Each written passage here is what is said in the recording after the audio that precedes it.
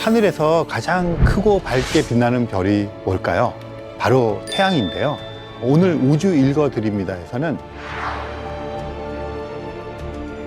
지구에서 가장 가까운 별, 하늘에서 강력하게 빛을 뿜어내고 있는 태양계의 유일한 단 하나의 별, 태양에 대해서 알아보겠습니다.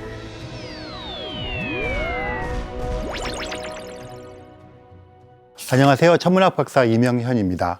우리가 흔히 착각하는 것 중에 하나가 태양은 태양이고 밤하늘에 보이는 별은 별이다. 그러니까 태양은 너무나 가까이 있기 때문에요. 밤하늘에 보이는 별과 조금 다르게 보이죠.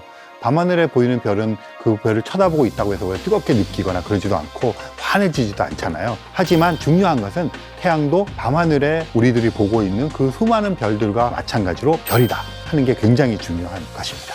우리가 별이라는 말을 많이 쓰잖아요. 그러니까 천문학적으로 이야기하는 별이 있고요. 그냥 우리가 일상적으로 얘기하는 별이 있어요. 우리가 일상적으로 얘기할 땐 별 그러면 달도 별이고 행성도 별이고 소행성도 별이고 해성도 별이고 유성우 떨어진 것도 별똥별 그렇게 부르잖아요. 그래서 하늘에 있는 거의 모든 천체를 그냥 우리가 별이라고 통칭해서 하고 있는 것 같아요. 그런데 천문학자들이 엄밀하게 따져서 별이라고 부르는 것은 항성이에요. 이 항성은 뭐냐 하면 빛을 스스로 만들어서 낼 수 있느냐 없느냐 그 차이예요. 지구라든가 화성 같은 행성 또는 소행성들, 헬리해성 같은 해성들 이런 것들은 자기가 스스로 빛을 만들어내는 게 아니고요. 태양의 빛을 반사를 해서 자기의 존재를 드러냅니다.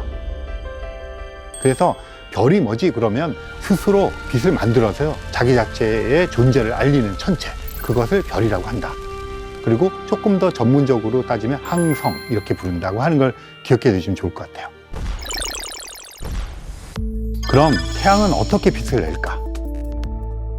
이 태양이 빛을 막 내기 위해서는 태양 속에서 뭔가가 빛이 만들어져서 나온다는 얘기잖아요. 그 빛을 만들어내는 메커니즘을 우리가 핵융합이라고 부르고요. 핵융합이라는 건 뭐냐면 원자 핵끼리 서로 뭉쳐서 하나가 된다 이런 의미예요. 가운데 원자 핵이 있고 전자가 있는 것을 원자라고 불러요. 예를 들어 수소 원자를 얘기를 해보면요. 가운데에 원자 핵이 있고요. 전자가 있어요. 근데 전자는 마이너스 전하를 띱니다. 그러니까 이게 중성이 되기 위해서는 원자 핵은 플러스 전하를 띄어야 되겠죠.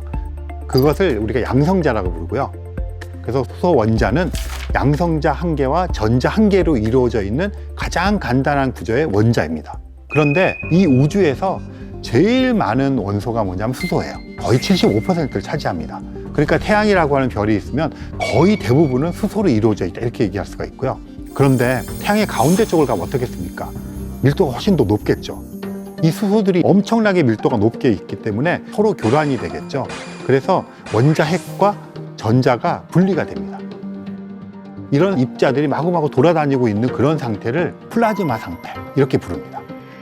그래서 태양을 기체 이렇게 말하지만 조금 더 구체적으로 정확하게 말하면 플라즈마 상태로 있는 것이 태양이라고 하는 것이고요. 밀도가 높다는 얘기는 이 양성자와 양성자 사이의 거리가 가깝다는 얘기예요. 그러다 보니까 태양의 중심부에서 어떤 일이 벌어지냐면 이 양성자와 양성자가 서로 도망가지 못하고 달라붙게 됩니다. 그렇게 형성된 건 더 이상 수소가 아니겠죠. 양성자가 두 개가 되면 원자번호 주기율표 2번 그런 걸 헬륨이라고 부르고요. 얘는 헬륨 원자 핵이 생긴 겁니다. 태양의 중심 부분에서 끊임없이 헬륨 원자 핵을 만들어내는 작업을 막 합니다.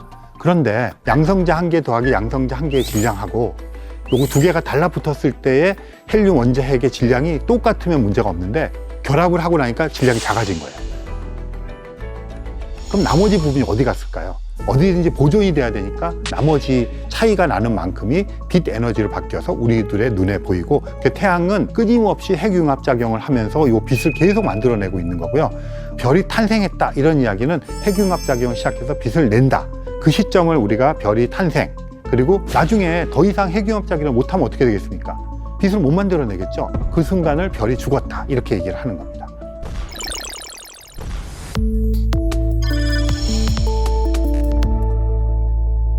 지금 현재의 태양은 자기가 갖고 있는 질량이 있잖아요.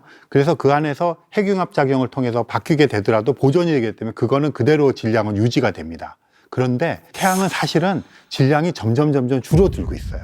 왜 그러냐면 태양에서 폭발을 하게 되면 태양 내에 있거나 태양의 대기에 있던 물질들이 바깥으로 분출이 되잖아요.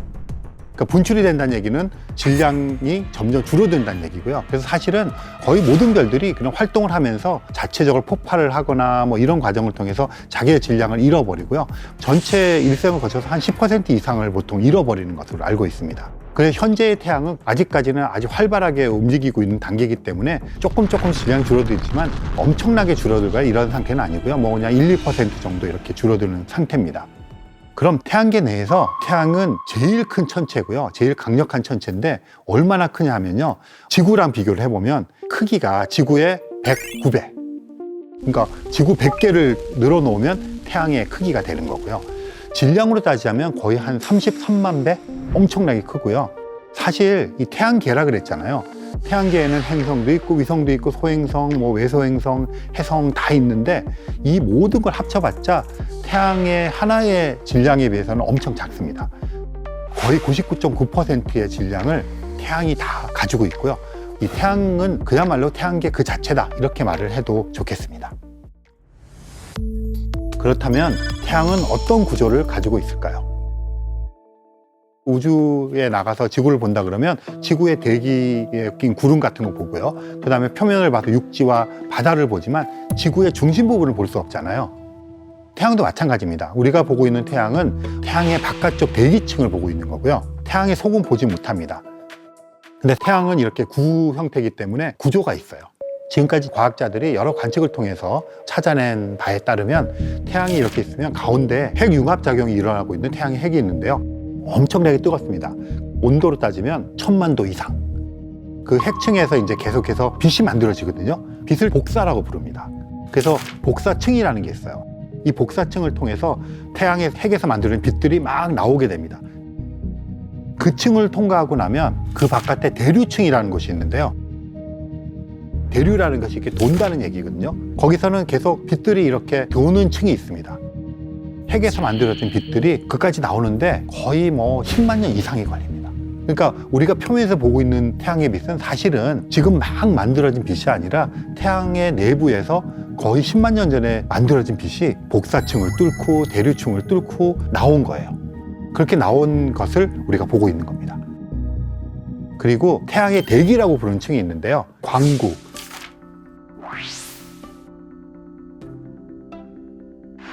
채층, 코로나 이렇게 부르는데요. 광구라고 하는 곳에서는 흑점 같은 것들, 흑점이라고 하는 것은 태양의 아까 가운데 부분이 한 1000만 도 이상이라 그랬잖아요. 근데 태양 표면까지 이게 막 빛이 뚫고 나오면 온도가 한 6000도 정도가 됩니다. 그거보다 조금 낮은 온도가 있는 지역이 있을 거 아니에요. 그 지역이 상대적으로 온도가 낮기 때문에 흑점으로 보이는 거예요.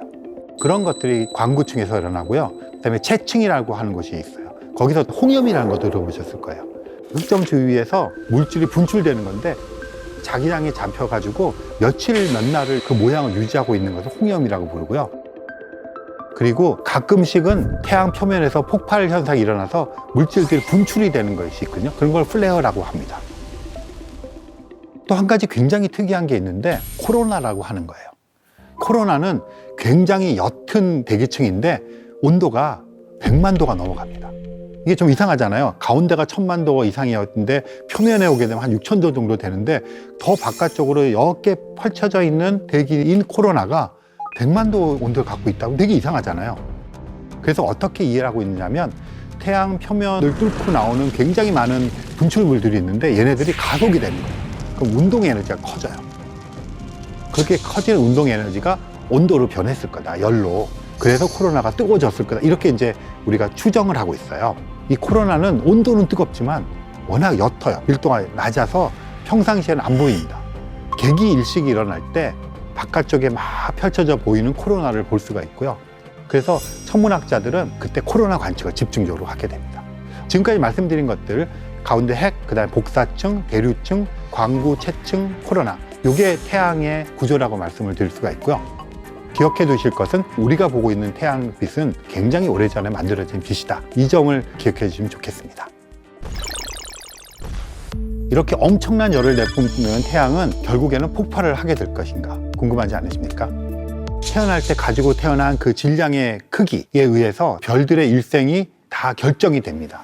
그러니까 태양도 가지고 태어난 질량이 있잖아요. 그것에 의해서 일생을 우리가 다 알 수가 있는데, 태양 같은 별들은 죽어갈 때도 그 자체가 폭발할 수 있는 만큼의 동력을 가지고 있지 못해요. 그만큼 폭발을 일으킬 만한 질량의 임계점에 도달하지 못했다는 거죠. 그래서 태양은 초신성이라든가 이런 것처럼 폭발을 통해서 생을 마감하지 못하고 그냥 태양이 불안정해져서 태양이 해체되는 수순을 밟으면서 태양이 마감할 것으로 알려져 있고요. 그러니까 태양은 충돌하는 그런 현상이 있지 않은 한 결국은 태어날 때부터 폭발하지 못할 운명을 타고났다, 이렇게 말씀을 드릴 수가 있겠어요.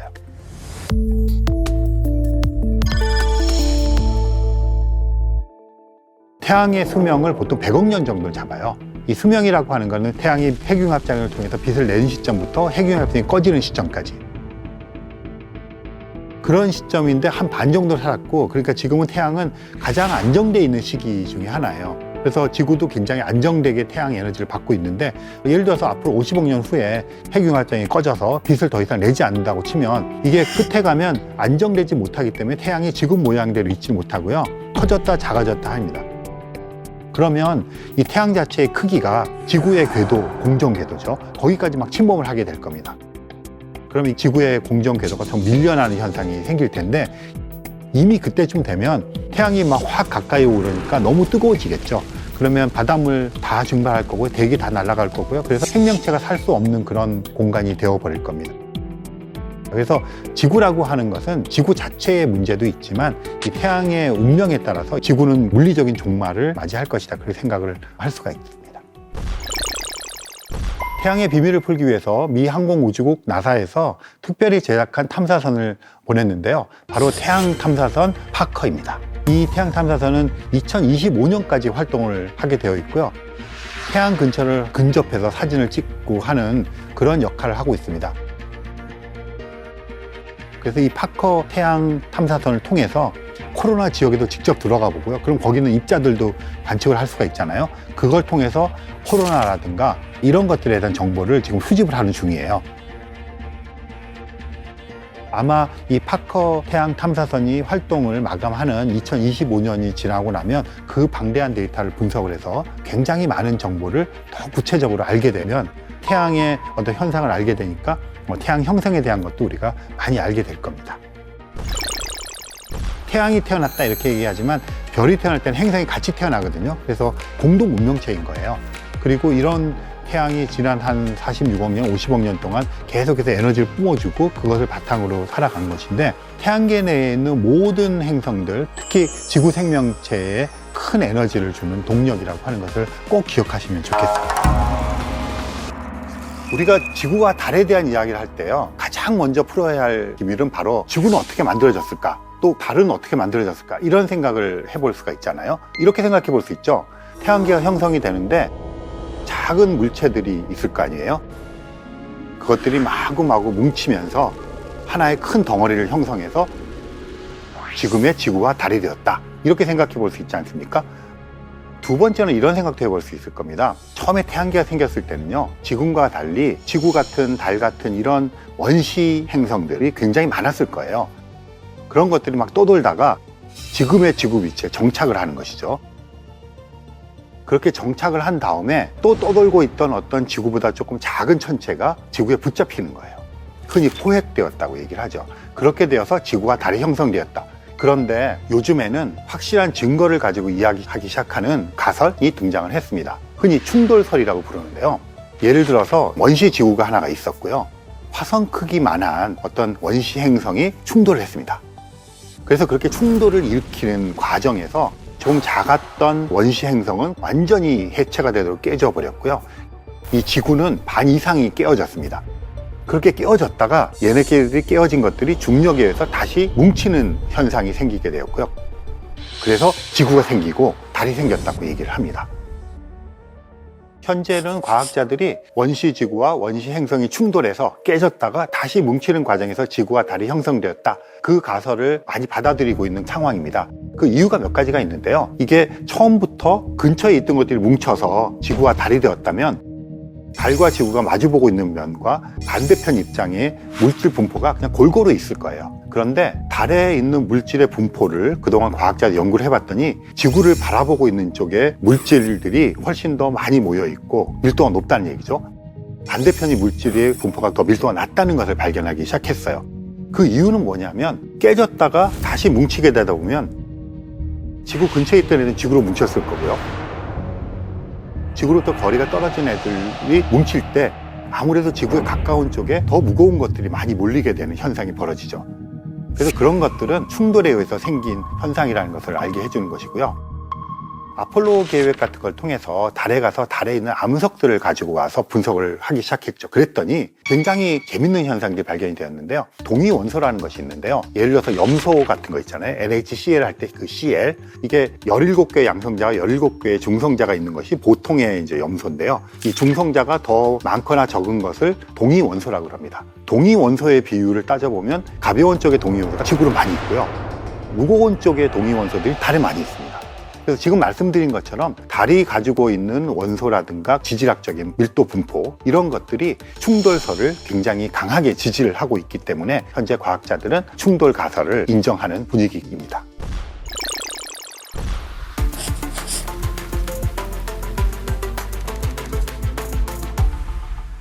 초창기 태양계에는 큰 천체들이 형성되는 과정이었기 때문에 그렇게 만들어진 위성과 행성들 사이에 찌꺼기들이 굉장히 많이 있었어요. 그런 것들을 미행성이라고 부르기도 합니다.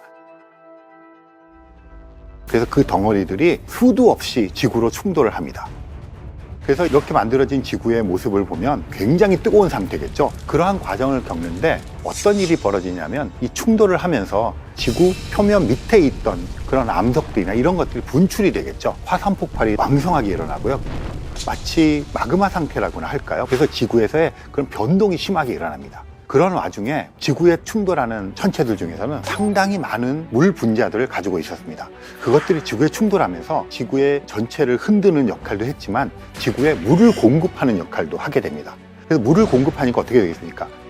지구 표면이 좀 식겠죠. 그리고 바다가 형성이 되죠. 그 바다가 뜨거운 열기에 의해서 다시 수증기가 되어서 하늘로 올라가고 구름이 형성되고 다시 비를 내리고 이러한 선순환 과정을 거치면서 지구에는 차갑게 식어진 지각이라고 하는 것, 그리고 그 위에는 대기라고 하는 것이 생기고 바다가 형성이 되는 이러한 지금 우리가 보고 있는 형태의 지구의 모습이 갖춰졌습니다. 그렇다면 지구 생명체는 언제 탄생을 했고 어떻게 진화했을까? 지금 남아있는 화석적인 증거로는 거의 35억 년 전까지 거슬러 올라가는데요. 초창기의 생명체들은 대부분 미생물이나 박테리아 단계의 단순한 단세포 생명체들이 굉장히 많았습니다. 시간이 흐르면서 이런 단세포 생명들이 뭉쳐지기 시작했죠. 그래서 다세포 생명이라고 하는 것이 생기기 시작했고요. 그 다세포 생명들이 서로 분열을 하면서 점점 복잡한 형태의 생명체들이 생기기 시작을 했고 주로 바다에서 형성이 되어서 융성하게 퍼져나가고 있던 생명체들이 육지로 진출을 하기 시작하는 과정을 거치게 됩니다. 근데 이런 과정을 거치는데 가장 중요한 요소가 있었는데요. 기후의 변화하고 대기 조성의 변화인데요. 지금 지상에 살고 있는 이런 육지 생물들의 대부분들은 산소로 호흡을 합니다. 그리고 대부분의 식물들은 이산화탄소로 호흡을 합니다. 어느 시점이 되면서 지구상에서 이산화탄소가 굉장히 많아지게 됩니다. 그때는 식물들의 전성기가 되고요. 나무들이 정말 쭉쭉쭉쭉 뻗어 올라가서 몇백 미터짜리 나무들이 뿌리 없이도 막 자라게 되는 그런 시기를 거치게 됩니다. 그런 나무들이 일제히 넘어지는 시기가 있었는데요. 다 나중에 석탄으로 변하게 돼서 우리가 석탄기라고 부르는 그런 시절이 있고요. 이제 이산화탄소로 꽉 찼던 지구에 점점 더 산소가 많아지기 시작하면서 우리가 동물이라고 부르는 그런 생명체들이 탄생을 하기 시작합니다. 그렇게 전성기를 구가하고 있던 생명체들은 몇 번의 소행성 충돌이라든가 지구상의 지각 변화와 기후 변동을 통해서 멸종을 맞게 되는데요. 그때 그렇게 살아나왔던 포유류들이 이제 점차적으로 공룡을 대신해서 지구의 주인이 되면서 개체수도 늘어갔고요. 종도 늘어가면서 역할을 하게 됩니다. 그렇게 진화의 진화를 거듭해 오다가 200만 년 전 이 무렵이 되면 우리가 흔히 말하는 인류의 조상이라고 하는 오스트랄로피테쿠스라든가 이런 종들이 생겨나기 시작합니다. 약 20만 년에서 25만 년 전이 되면 여러분이나 저와 같은 종인 호모사피엔스라고 하는 우리 현생 인류가 생겨나게 됩니다. 그러니까 우리는 이 지구라고 하는 행성의 아주 끝자락에서 지금 문명을 건설하고 있다. 이렇게 말씀을 드릴 수가 있겠습니다. 그러면 여러분들한테 한번 재미있는 질문 하나 드려볼게요. 만약에 달이 없었다면 지구는 어떻게 되었을까? 물리적으로 달이 없었다면 우리에게 달이란 단어가 일단 없겠죠. 그러면 한 달, 두 달 단위로 따지는 이 모든 것들이 없을 거고요. 월급이란 개념도 없을 거고요. 우리가 문화적으로 달과 연계되어 있는 많은 것들이 없을 겁니다. 그리고 아주 현실적으로는 달이라고 하는 존재 때문에 지구가 어느 정도 안정화되는 것이 있습니다. 초기의 지구는 굉장히 빨리 자전을 했습니다. 처음에는 7, 8시간 정도로 굉장히 빨랐던 지구의 자전이 24시간이 되었고요.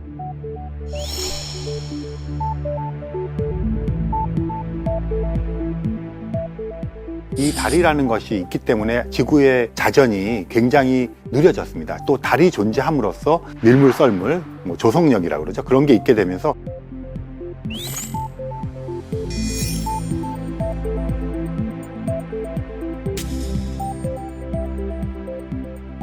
우리로 하여금 안정된 시스템을 구축하는 데 도움이 됐을 거고요. 지구 표면에서의 변동이 상당히 일어나게 됩니다. 만약에 변동이 없이 굉장히 안정된 상태였다면 분자적인 결합이라든가 이런 것들이 촉진될 이유가 별로 없었겠죠. 그러다 보니까 생명체의 탄생도 지연되어 있을 가능성은 크죠. 하지만 달이 있었기 때문에 생명체가 생겼다, 그렇게 말하기에는 증거들이 많지 않고요. 달 때문에 생명체가 촉진되었을 가능성은 굉장히 크게 있다고 얘기를 할 수가 있겠습니다. 그래서 달이 없었다면 아마도 지구의 생명체가 지금까지 번성하는데 좀 더디게 진행이 되었을 가능성이 굉장히 크다고 할 수가 있겠습니다.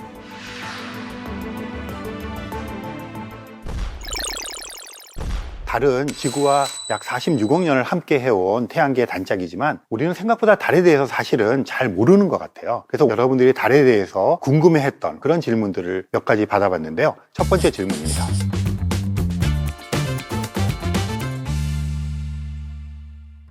말 그대로 슈퍼문입니다. 그러니까 큰 달이라는 거죠. 지구가 있고 달이 지구 주위를 공전을 하는데 완벽한 원궤도를 돌고 있지는 않습니다.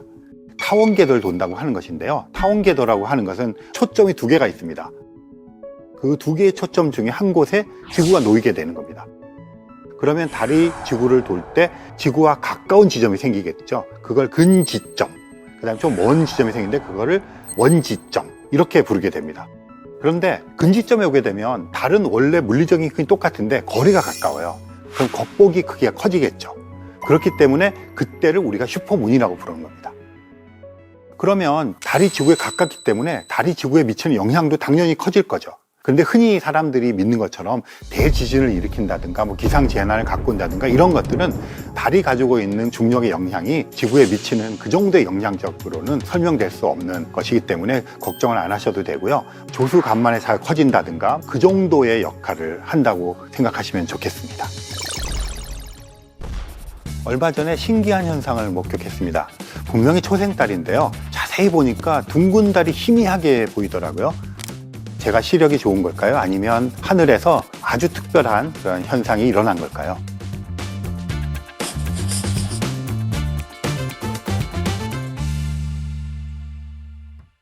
흔히 지구조 또는 지구광이라고 하는 현상이 있는데요. 우리가 초생달을 보거나 반달을 보면 우리 눈에 밝게 보이는 부분들은 태양빛을 달이 반사해서 지구로 왔기 때문에 우리가 보는 것이에요.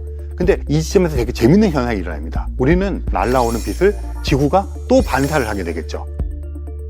그럼 또 어떻게 되겠습니까? 달이 또 반사를 하죠. 그래서 보게 되는 것이 지구광입니다. 그래서 이 지구광은 굉장히 흥미로운데요. 지구가 태양빛을 얼마나 많이 반사하는지 하는 반사도를 측정하는 데 쓰이기도 하고요. 또 이게 기상 데이터를 얻는 데도 쓰이고 있고요. 무엇보다도 여러분들이 지구조 한번 보시면 굉장히 예쁩니다. 그 초생달이 있을 때 옆에 동그랗게 그림자처럼 있거든요. 그래서 한번 그런 때를 기다리셨다가 보시면 좋겠습니다. 달은 형성 단계부터 지구와 끈끈한 인연을 맺어왔습니다. 서로 적당한 거리를 유지하면서 안정화 단계에 접어들면서부터 서로에게 더 큰 영향을 미치기 시작했는데요. 살다 보면 달처럼 자신에게 긍정적인 영향을 끼치는 좋은 인연을 만들 때가 있죠. 그래서 오늘 우주 읽어드립니다는 여러분께 질문을 하나 던지면서 마무리해볼까 하는데요. 지금 여러분들 곁에는 달같이 소중한 인연이 있으신가요? 혹시 여러분도 그 사람의 달로 존재하고 계신가요? 제가 대학원생 때 이야기인데요. 대학원 이제 연구실에서 논문 읽고 작업하고 있는데 근처에 있는 어떤 초등학교 학생이 찾아왔어요. 제 기억에 아마 5학년 여자아이였던 것 같은데 제가 제일 만만했는지 저한테 다가와서 질문을 던졌어요. 선생님이 숙제를 내줬는데 지구가 둥글다는 증거를 알아오래 그랬대요. 그런데 우리가 알고 있는 것들 빼고 직접적으로 증거를 알아오라 그랬대요. 그래서 이제 저도 제가 알고 있고 설명할 수 있는 것들을 얘기를 했죠. 뭐 예를 들어서 다들 알고 있는 거 있잖아요. 배를 보면 돛대가 이렇게 보였다가 넘어가고 보이니까 이렇게 지구가 둥글다는 둥, 뭐 이런 얘기를 막 했어요. 그렇게 말고 자기를 직접 설득시켜버리는 거예요. 뭐 막 얘기를 하고 뭐 종이를 꺼내갖고 막 이렇게 이랬는데 설득이 안 되는 거예요. 자기 눈으로 보면 믿겠다는 건데 자기 눈으로 믿으려면 우주 여행을 해야 되는데 그건 할 수가 없는 거잖아요. 그래서 이제 그날은 타일러서 돌려보내고 그 다음날 오면 가르쳐주겠다 하고서는 이제 주변에 있는 친구들, 대학원 동료들과 머리를 싸매고 막 여러 가지 얘기했는데 뾰족한 수가 없잖아요. 그냥 우린 그렇게 배웠어요. 그래서 알고 있는 거예요. 그 다음날 왔어요. 왔는데 얘가 친구들 데리고 왔어요. 여러 명. 그래가지고 우리는 또 궁색한 대답을 했겠죠. 납득이 안 되고 설득이 안 돼요. 그래서 뭐 타협을 했어요. 옥상에 올라가서 망원경으로 별 보여주고 짜장면 사주고 그냥 아는 것을 치자 이렇게 된 겁니다. 그래서 실제로 지구가 둥글다. 우린 누구나 다 수긍해. 물론 평평한 지구로 음모론을 주장하는 사람도 있지만 그런 사람들은 극히 일부의 사람들이고요. 대부분의 사람들은 증거가 있고 사진도 있고 다 알고 있단 말이죠. 그런데 그 여학생이 던졌던 질문처럼 돌아가서 내가 어떻게 지구가 둥글다는 걸 알지? 어떻게 알아냈지? 생각하면 사실 막막하잖아요. 그리고 제일 좋은 거는 사실은 직접 눈으로 보는 거죠. 내 눈으로. 내 눈으로 못 본다면 다른 사람의 눈으로 본 것을 믿는 게 최고잖아요. 그 여학생이 던졌던 질문은 굉장히 궁극적인 질문이었다고 생각을 하고요. 그래서 이렇게 한번 해보고 싶어요. 지구를 떠나면서 지구를 막 바라보는 거죠. 이런 작업을 한번 해보면 어떨까?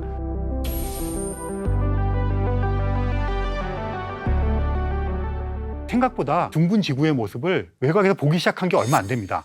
아무리 높은 산꼭대기에 올라가도 지구가 둥글게 보이지 않아요. 지구가 지름이 12,800km고요. 둘레가 4만 km예요. 4만 km. 그러면 4만 km의 공에 공률을 알 수 있으려면 높이로 얼마를 올라가야 이걸 볼 수 있냐? 30km 이상 올라가야 되는 거예요. 그래야 그나마 공률이라고 하는 걸 확인할 정도예요. 그러면 그 이전에 지구에서 제일 높은 산이 에베레스트인데 10km도 안 되잖아요. 그러니까 안 되는 거죠. 그래서 언제부터 둥근 지구를 눈으로 목격하기 시작했냐면 기구가 올라가기 시작하면서. 근데 그 기구는 대부분 1900년대 초반에 막 레이스를 벌였거든요. 서로 경쟁을. 누가 높이 올라가나 경쟁. 그러다가 인류 역사상 처음으로 둥근 지구를 눈으로, 사람의 눈으로 목격하게 되는 사건이 일어났는데요. 1936년에 미국의 사우스 다코타라고 하는 주에 있는 국립공원에서 기구를 띄우는데 이게 한 37km 정도까지 올라갔다 그래요. 그래서 사진을 찍었어요. 그 내셔널 지오그래픽 부록으로 나왔는데 거기에 보면 우리가 눈으로 인지할 수 있을 정도의 공률이 보입니다. 그게 인류 역사상 처음으로 지구가 둥글다고 하는 것을 직관적으로 직접적으로 관측한 거예요. 아까도 말씀드렸지만 지구가 반경이 12,800km, 둘레가 4만 km인데 기껏 그 정도 올라가서 보니까 지구의 일부밖에 안 보이잖아요. 지구의 공률을 확인했지만 여전히 동그란 지구를 본 사람은 아무도 없는 상태가 되었어요. 그리고 국제우주정거장이라고 있는데요. 그 이소연 박사님도 갔다 오시고 굉장히 많은 우주인들이 갔다 왔는데 그럼 국제우주정거장 그러면 우리는 엄청 먼 곳에 있다고 생각해요. 지상에서 400km에서 500km 정도입니다. 그러면 이게 12,800km 직경에 400km, 500km니까 그냥 붙어 있는 거죠. 400km, 500km 있는 국제우주정거장 가서 그걸 통해서 봐도 한 대륙 정도밖에 안 보입니다. 그러면 달까지 가는 여정의 중간 어디쯤 가야 비로소 동그란 지구를 보는 거죠. 이게 이제 경쟁을 하죠. 그래서 더 높이 올라가는 기구들이 있으면서 이제 조금 더 멀리 볼 수 있는 거죠.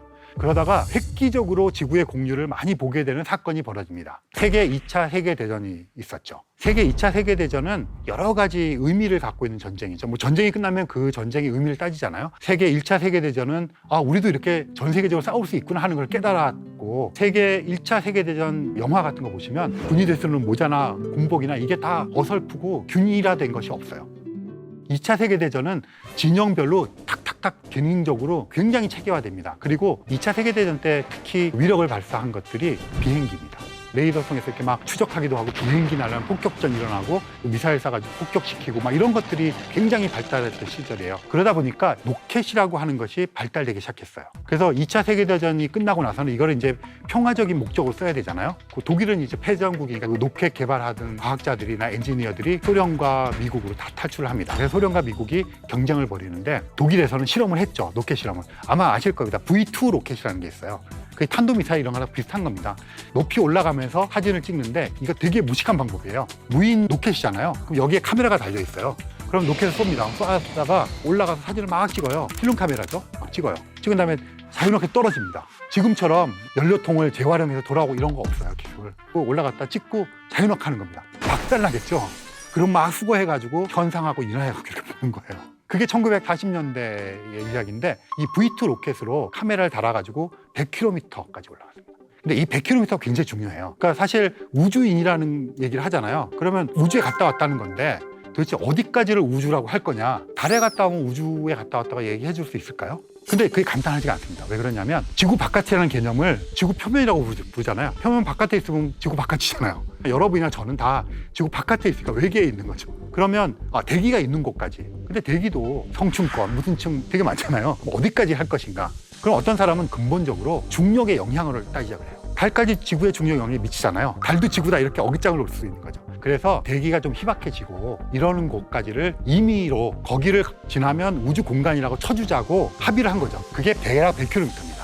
100km를 넘어갔다 오면 우주인이에요. 그래서 전 세계적으로 돌아가신 분들 다 합쳐서 한 550명쯤의 우주인이 있습니다. 그래서 이 100km를 통과했다는 거는 드디어 우주 공간으로 우리가 날아갔다. 그래서 이 V2 로켓이 올라갔습니다. 100km 올라가는 게 더 많죠. 찍었는데 둥그런 지구에 피자 딱 잘라놓은 한 조각 있잖아요. 그런 정도로 봤어요. 근데 이 V2 로켓을 여러 번 쏘면서 여기 찍고 저기 찍고 해서 모자익을 해서 진짜 이제 둥그렇게 보이는 것 같은 그런 것들을 V2 로켓으로 성공했어요. 이제 더 이상 논쟁의 여지가 없죠. 그런데 동그란 지구는 아직 못 봤잖아요. 동그란 지구를 처음으로 본 것이 달 탐사 경쟁에서 나타납니다. 달 탐사 경쟁은 미국은 아폴로 계획, 소련은 루나 계획. 이 두 개가 경쟁을 하는데 항상 루나 계획을 하는 소련이 조금씩 앞섰어요. 근데 루나 오비터 1호가 1966년에 지구의 모습을 찍었어요. 그런데 보름달처럼 된 지구가 아니고요. 반달처럼 생긴 지구. 그래도 온전한 지구지만 동그란 건 아닌 것을 찍었고요. 그 다음에 칼라 사진으로 지구를 처음 찍은 거는 1968년에 아폴로 8호예요. 얘도 반달 정도예요. 이때까지도 여전히 동그란 지구를 못 봤어요. 아폴로 11호가 갔잖아요. 그 사람들도 반달처럼 생긴 지구를 보고 왔어요. 그럼 동그란 지구를 언제 봤느냐?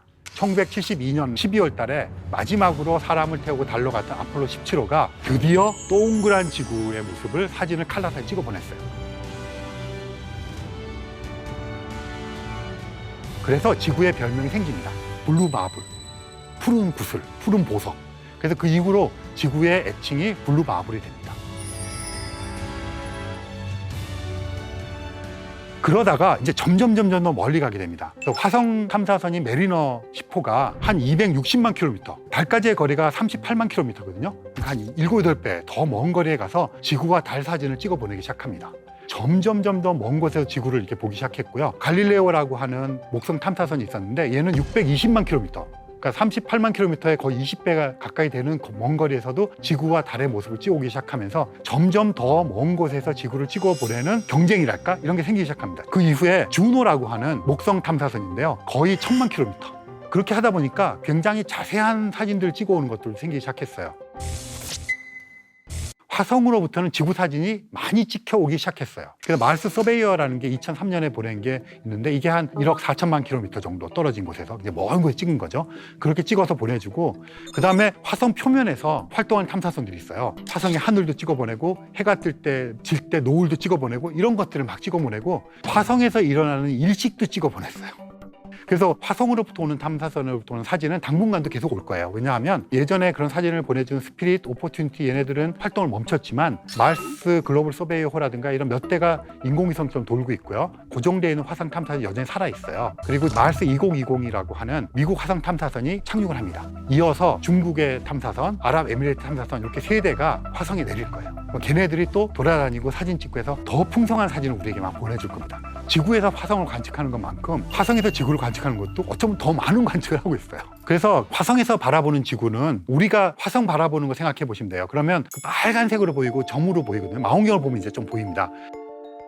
그런데 화성에서 지구를 바라보면 어떻게 보일까? 화성보다 지구가 2배 크거든요. 그럼 2배 크게 보일 거예요, 겉보기가. 근데 워낙 멀어서 눈으로는 그냥 밝게 보이고 약간 푸른빛을 내면서 밝게 보이겠죠? 그러면서 항상 화성에서는 지구를 바라볼 때 금성, 수성이나 마찬가지로 안쪽 행성이기 때문에 해질 무렵 해 뜬 직후에만 보일 거고 어떤 때 이 세 개가 나란히 보이는 때도 있을 거예요. 되게 멋있을 거예요. 그렇게 보이는 거고 점으로 보입니다. 망원경을 갖고 보면 우리가 화성을 보듯이 조금씩 크게 보이겠죠.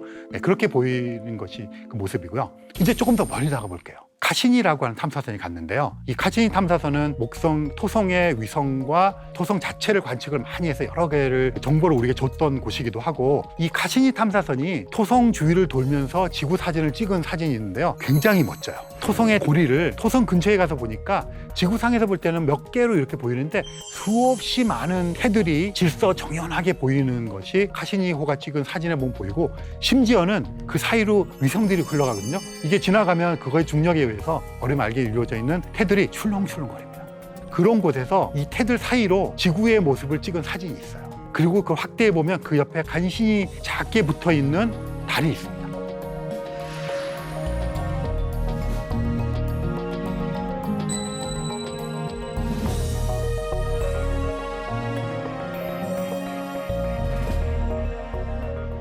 저는 지금까지 쭉 얘기했던 그런 모든 사진 중에 토성태 사이로 보이는 지구의 사진, 확대해서 보면 작은 점처럼 붙어있는 달까지도 보이는 이 사진, 저 사진은 정말 멋진 사진인 것 같고요. 카시니 탐사선은 과학적인 탐사를 하는 탐사 위성이잖아요. 그런데 이 사진은 과학 탐사 위성이 찍었지만 인류가 만들어내는 가장 위대한 예술 작품 중에 하나가 아닐까. 그 다음에 하나 더 말씀을 드리려고 하는 이 사진은 감히 인류 역사상 사람들로 하여금 가장 큰 감동을 준 더 위대한 예술 작품이었다고 말할 수 있는 사진 얘기를 하려고 하는데요. 보이저 1호 얘기를 먼저 하겠습니다. 보이저 1호와 2호가 있는데요. 이 보이저 1호와 2호는 목성, 토성, 천왕성, 해왕성, 태양계 외곽에 있는 행성들, 또 그들의 위성들을 근접 촬영하는 임무를 맡고 있는 탐사선이었어요. 그러니까 1977년 8월 말에 보이저 2호가 먼저 발사가 되고요. 그 다음에 9월 달에 보이저 1호가 발사가 됩니다. 좀 이상하시죠? 1호가 먼저 발사가 된 이유가 되는 건데 그런 경우가 꽤 많이 있어요. 왜냐하면 1호와 2호의 각각의 궤도가 있고 이것들이 탐사를 한 순서가 있고 이래서 그런 걸 고려해서 1호, 2호를 만드는데 출발을 먼저 해야 될 때가 있어요. 먼저 해가고 나중에 앞지릅니다. 그래서 보이저 1호가 1977년에 발사가 되어서요. 1979년 무렵이 되면 목성 근처를 지납니다. 목성을 관측을 하고 위성들을 관측을 합니다. 그리고는 얘는 태양계 바깥을 향해서 계속 항해를 합니다. 근데 이 태양계는 어떻게 생겼냐면요. 가운데 태양이 있어요.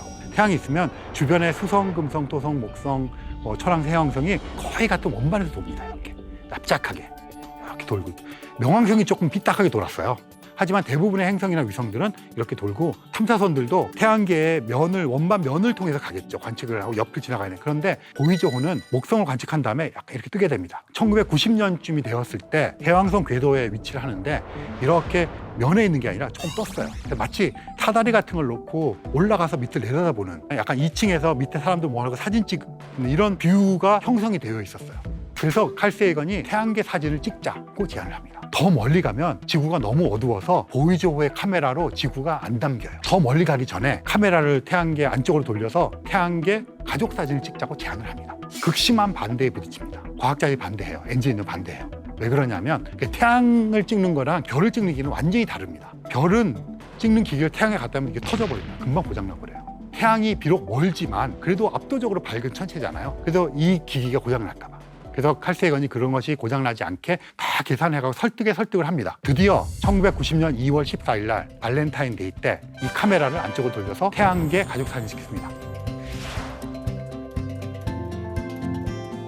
수성은 태양에 너무 가까워서 구분이 안 될 정도로 묻혀버렸고, 화성은 이미 지구보다 멀잖아요. 어두워서 안 찍힙니다. 해왕성과 천왕성은 찍히긴 찍힌데 이렇게 흐르면서 찍힙니다. 그럼에도 불구하고 태양계 가족 사진을 드디어 완성을 합니다. 그때 찍힌 지구의 모습이 있어요. 1990년 2월 14일 날 보이저 1호가 찍은 사진인데요. 그 사진에 한 픽셀도 안 되는 점이 찍힙니다. 지구가. 이 사진의 이름이 창백한 푸른 점, 영어로 페일 블루 도트. 인류 역사상 우리가 가지고 있는 가장 먼 곳에서 찍은 지구 사진입니다. 블루 마블 해서 지구의 별명이 페일 블루 도트로 바뀝니다. 페일 블루라는 색깔이 약간 푸른 계열의 색깔인데 지구가 이제 푸른 색깔을 내니까, 근데 페일이 얼룩졌다는 뜻도 있거든요. 저 때 무슨 색깔이 나타나겠어요? 한 점밖에 안 픽셀도 안 되는데, 그러니까 사실은 얼룩이라고 해도 그렇잖아요. 창백한 푸른 점. 그래서 창백한 그럼 약간 또 의인화된 느낌이 있잖아요. 천문학자들이 이 말을 되게 좋아하거든요. 우리말 번역을. 근데 물리학자들은 되게 또 물리학자들이 좀 몸이 건조하잖아요. 그래서 창백한 푸름에 창백한이라는 거를 보다는 얼룩진 이런 거를 좋아해요. 번역판에. 그래서 제가 칼 세이건의 아내인 앤드류안이라는 분이랑 인터뷰하고 할 때 이 이야기를 갖고 와서 페일 블루 돛이라고 지었는데 페일 블루라고 하는 색깔도 있고 얼룩이라는 의미도 해서 이렇게 약간 한국에서 이런 논쟁이 있다 했더니 그분도 역시 이런 감성 없는 물리학자들 저거를 보면 무심하기 짝이 없는 작은 점이잖아요. 그런데 저 점 속에는 77억 인구가 다 있었고 그렇게 생각하면 저 페일 블루 돛 창백한 푸른 점이라는 게 그냥 이름을 얘기 안 해도 저것만 바라보고 있을 때 느끼는 감정들 있잖아요. 저걸 보고 있으면 되게 연약하다고 느끼고 정말 우리는 하찮은 존재구나, 미약한 존재구나 이런 것들 느끼고 또 한편으로는 그러면서도 막 경외감, 경이로움 이런 게 같이 오고 허무함, 허망함 여러 가지가 솟구치잖아요.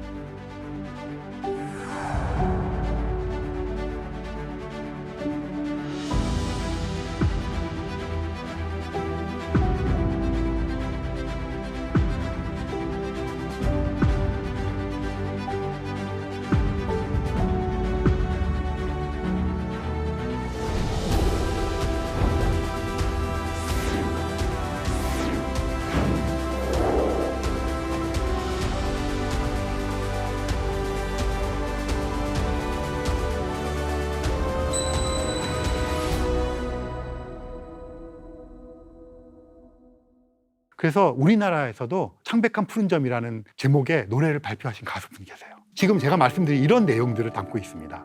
이 창백한 푸른 점이라는 얘기를 할 때는 사람마다 느끼고 그냥 저걸 쳐다보고만 있어도 느끼고 저것을 찍게끔 된 인류의 문명에 대한 생각도 할 수 있고 보이지오는 또 무심히 따라가고 있고 이런 여러 가지 생각들을 하게 해주니까 사실 예술 작품이라는 게 그 작품 자체의 어떤 테크니컬한 기술적인 면도 되게 중요하지만 그걸 통해서 사람들이 생각하게 만들고 심지어는 공유하게 하고 공감하게 하는 거 이런 능력으로 따지자면 정말 멋진 비싼 저 64km라는 게 날아가서 그렇게 과학자들이 반대하는 걸 무릅쓰고 찍어보낸 그 작은 하나의 점. 그래서 우리들로 하여금 가장 지적이고 가장 감성적인 감수성을 일으키는 우리를 성찰하게 만드는 점인 것 같아요. 1990년에 쐈다 그랬잖아요. 2020년이 되면 30주년이 됩니다. 그래서 요즘 유행하는 디지털 리마스터링. 원래 데이터를 현대적인 이미지 프로세싱 기법으로 처리를 다시 했어요. 예전에 찍었던 사진을 그대로 쓰고 있었는데 거긴 노이즈도 많고 잡음도 많고 푸른색으로 보이지만 주변이 얼룩덜룩하고 이러잖아요. 디지털 처리를 해가지고 깔끔하게 노이즈를 죽이는 거죠. 그러고 나니까 정말 더 창백한 푸른 점이라는 게 확 와닿습니다. 예전 게 되게 정감이 있어요. 왜냐하면 얼룩덜룩하고 정감이 있는데 이 이미지 프로세싱에서 낸 걸 보면 정말로 고독하고 외롭고 떠있고 작고 하찮고 그러면서 경이로움을 느끼는 그야말로 페일 블루도 창백한 푸른 점을 볼 수가 있어요.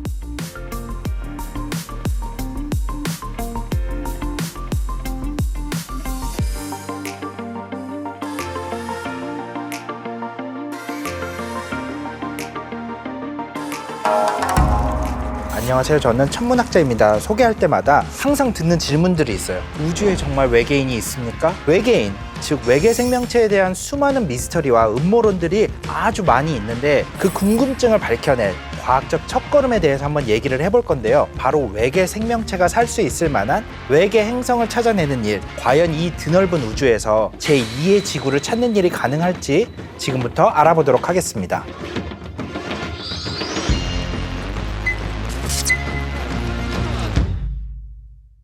안녕하세요. 천문학 박사 강성주입니다. SF 영화의 소재에서 절대 빠지지 않는 것이 바로 외계인이죠. 외계 행성을 찾고 연구하는 이유는 바로 우리가 외계 생명체의 존재를 확인하고 싶기 때문이에요. 더 나아가서는 영화처럼 제2의 지구를 직접 찾아보고 눈으로 확인해보고 싶은 마음도 분명히 있을 건데요. 외계 생명체는 과연 어떤 모습일까요? 일단 학자들이 생각하고 기대하고 있는 것들은 갑자기 ET 같은 외계 지적 생명체가 짠 하고 나타나서 악수를 하거나 우리한테 와서 인사를 하고 그런 모습은 아닐 거예요. 분명히 외계 행성의 특징에 따라 지구처럼 땅이 있는 행성이면은 팔, 다리가 있는 형태의 생명체를 찾을 수도 있을 거고요. 목성이나 토성처럼 땅이 없는 기체 행성일 경우에는 물속을 생각해 봤을 때 아마 그 힌트를 얻을 수 있을 것 같아요. 아니면 민들레 씨앗 같은 형태로 떠돌아다니는 외계 생명체도 분명히 존재를 할 수 있을 것 같아요.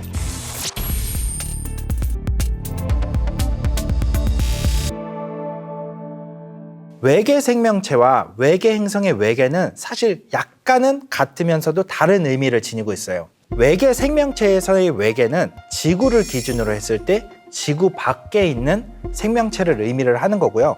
외계 행성의 외계는 태양계 너머에 다른 별을 돌고 있는 행성을 뜻하는 뜻의 외계라는 의미예요. 그래서 예를 들어서 태양계, 우리 수, 금, 지, 화, 목, 토, 천, 해 이렇게 8개의 행성과 그 바깥쪽에 혜성과 소행성들이 많이 있는 카이퍼 벨트, 그리고 넓게 보면 태양 중력의 영향으로 인해서 얼음 덩어리와 수많은 혜성이 위치하고 있는 오르트 구름이라는 것이 있는데, 이 오르트 구름까지를 태양계라고 부를 수 있다면은 우리 태양계와 같이 다른 별을 돌고 있는 다른 많은 행성들, 즉 태양계 바깥에 있는 별을 돌고 있는 행성들을 우리는 외계 행성이라고 부르는 거예요. 우리 태양계에서 외계 생명체가 높은 확률로 존재를 하고 있을 후보 중에 하나는 목성의 위성 유로파입니다.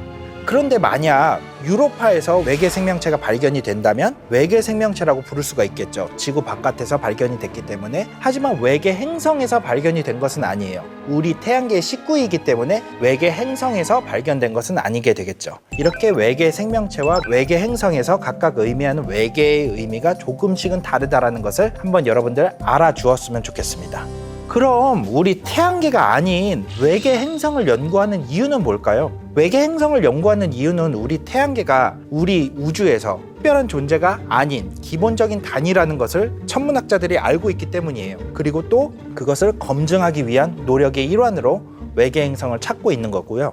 태양계에서 지구와 같은 곳은 우리 지구가 유일하다는 것이 탐사를 통해 확인이 되었어요. 지구와 닮은 행성이 만약 다른 별에도 있다면 그 별에도 외계 생명체가 살고 있지 않을까? 그래서 우리 태양계 바깥에서 우리 지구와 같은 행성을 찾아보자 하는 것이 바로 외계 행성을 연구하는 가장 중요한 이유 중에 하나가 되겠습니다. 외계 행성 탐사를 통해 단순히 우리가 알고 있는 행성의 특징이 태양계 내에서만 한정이 되어 있는 것이 아니고 우리 태양계에는 없는 슈퍼 지구형 또는 거대 가스형, 이런 모든 형태의 외계 행성들이 우주에 대한 인류의 지평의 확장에 큰 도움이 될 거고요. 2019년도에는 외계 행성 탐사에 대한 내용으로 노벨 물리학상을 수상했을 정도로 과학계의 요즘 중요한 연구 분야 중에 하나입니다.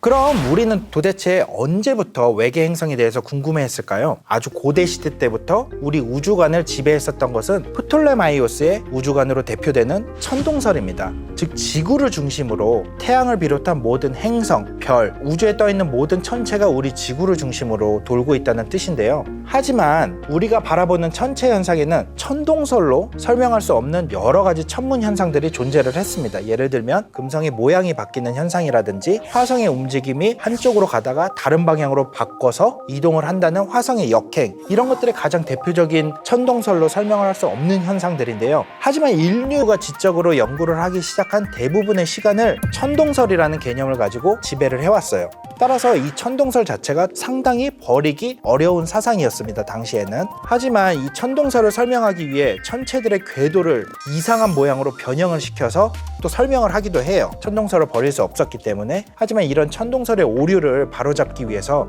코페르니쿠스가 발상의 전환을 하기 시작하는데 1529년 본인이 직접 지은 책 천체의 회전에 관하여라는 책을 짓게 됩니다.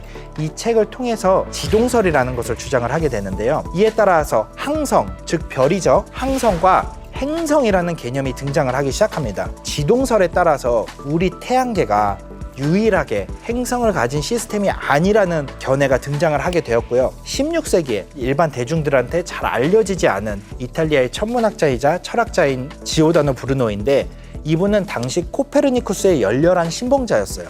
그래서 그는 당시에 관념적인 생각으로 이 우주는 무한하다라는 것을 주장을 했었고, 이 무한한 우주 속에 우리와 같은 세계, 즉 우리와 같은 태양계가 엄청나게 무한으로 존재할 것이다 라는 생각을 했었습니다. 그리고 대표적으로 이에 관한 의견을 기록으로 남긴 사람이 있는데 바로 18세기의 천문학자 토머스 라이트입니다. 1750년 그의 저서 우주를 바라보는 독창적인 이론 또는 새로운 가설이라는 책이 있는데, 다른 별을 돌고 있는 행성, 즉 외계 행성의 가설을 정립을 했었고요, 이 책에서. 그리고 우리와 같은 태양계가 우리 태양계의 밖 다른 곳에서도 형성이 되어 있을 것이라는 가설로 기록으로 남겨놨습니다.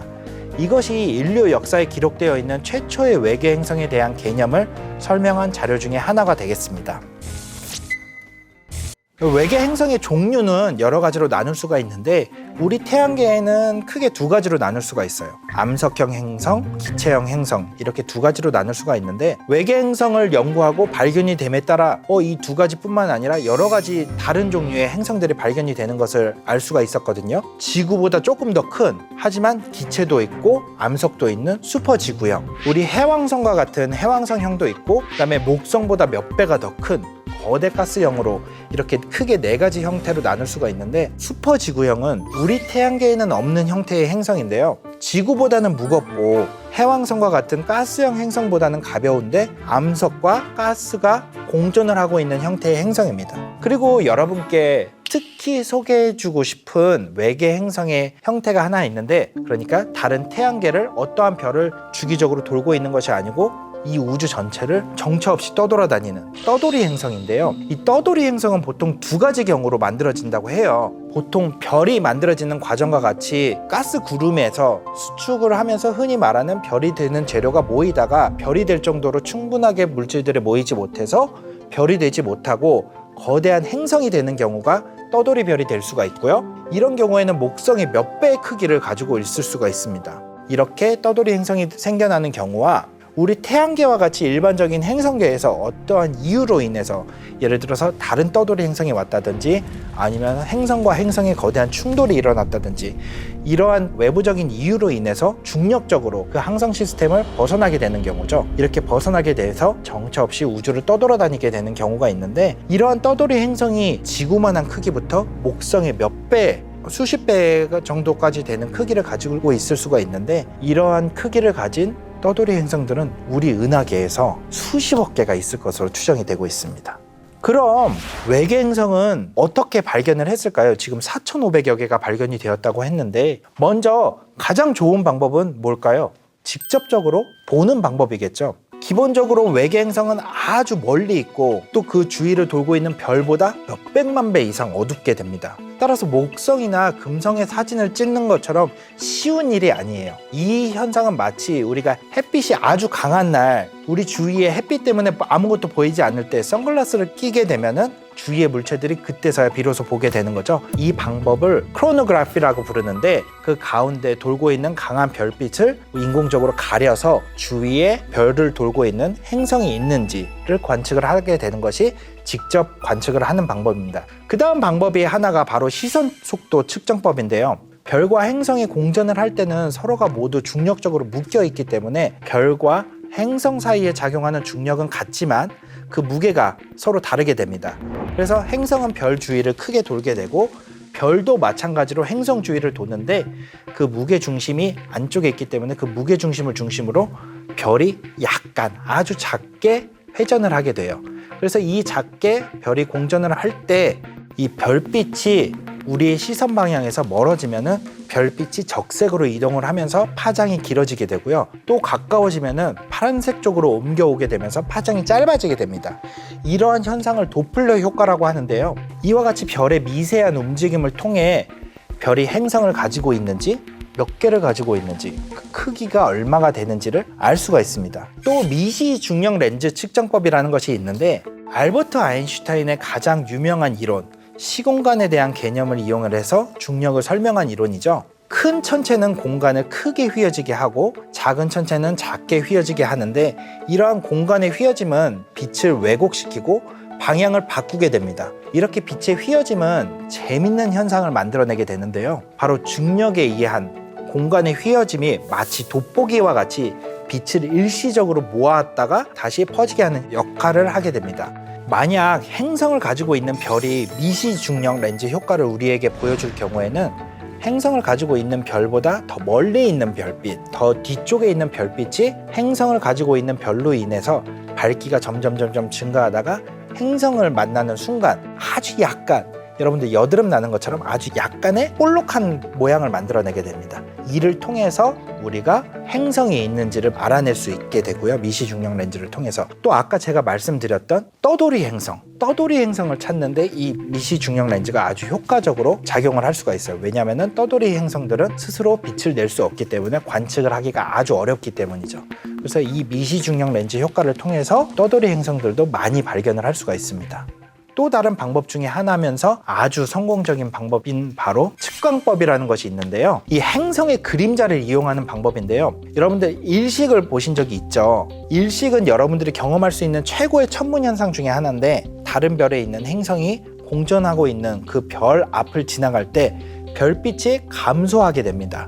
이때 감소하는 양은 매우 적은 양의 감소를 하는데, 관측 장비의 우수성, 관측 장비 기기들의 발달로 인해서 아주 작은 양의 빛의 감소도 찾아낼 수가 있어요. 그래서 별빛이 얼마나 증가하는지, 별빛이 얼마나 감소를 하는지를 알아내는 광도곡선이라고 부르는 그래프를 통해서 별빛이 어떻게 변하는지를 찾아냅니다. 가장 효과적이면서 가장 널리 쓰이고 있는 방법이 바로 이 측광법이라는 방법입니다. 그럼 이런 외계 행성을 직접 탐사해 볼 수 있는 계획은 있을까요? 2021년 말에는 2021년 12월이죠. 12월로 얼마 전에 확정이 되었는데 JWST, 제임스 웹 우주망원경이라는 것이 발사가 되게 됩니다. 이 발사를 통해서 외계 행성의 정밀한 대기를 분석을 할 수가 있게 되는데요. 액체 상태의 물의 존재를 알아볼 수 있고요. 또 대기 분석을 통해서 외계 생명체의 가능성도 확인을 해볼 수가 있게 됩니다. 2016년도에 Breakthrough Starship 프로젝트라는 것이 시작이 되었습니다. 러시아의 과학자이자 러시아의 사업가인 유리 밀러라는 분이 계세요. 이분이 같이 스티븐 호킹, 칼 세이건의 미망인이신 앤드리아, 다이슨 스피어의 개념을 설립한 프리만 다이슨 박사 등 많은 분들이 참여를 해서 지구에 레이저 기지를 건설을 하게 됩니다. 손톱 정도의 크기가 되는 우주선에다가 아주 큰 우주 돛대를 달아서 이 레이저 기지에서 일시적으로 우주 돛대에 레이저를 발사를 해서 가속을 시키는 거죠. 빛의 20% 정도까지 가속을 시키게 됩니다. 그러면 매우 빠른 속도로 가속을 하기 때문에 우리 한 세대 내에, 이번 세대 내에 관측 결과를 볼 수가 있을 것이라고 기대가 되고요. 목적지는 바로 프록시마 센타우리입니다. 프록시마 센타우리까지 직접 관측 계획을 가지고 있어서 계획대로라면은 앞으로 50년 정도 후에 프록시마 센타우리 그리고 그 주위를 돌고 있는 외계 행성의 관측 데이터를 직접 받아볼 수 있을 것이라고 기대를 하고 있어요. 그럼 과연 우리는 이 넓은 우주의 유일한 존재일까요? 칼 세이건의 주도로 나온 사진이 하나 있습니다. 바로 창백한 푸른 점이라는 사진인데요. 이 사진에 보이는 작은 점, 이 작은 점이 바로 지구입니다. 우리가 살고 있고 우리의 고향이라고 부를 수 있는 지구인데, 적어도 아직까지는 생명을 간직할 수 있는 유일한 장소예요. 적어도 가까운 미래에 우리 인류가 다른 행성에 이주를 할 수 있는 행성은 아직 없습니다. 검증이 되지 않았기 때문에. 그렇기 때문에 이 사진을 통해서 인류가 느끼고 있는 자만이 얼마나 어리석은지 잘 알 수 있습니다. 또한 인류의 고향인 지구가 우주에서 한 점, 보잘것없는 것처럼 다른 세상이 존재할 수 있다는 믿음, 그게 바로 우리가 외계 행성을 연구하고 탐사하는 이유가 아닐까 생각합니다.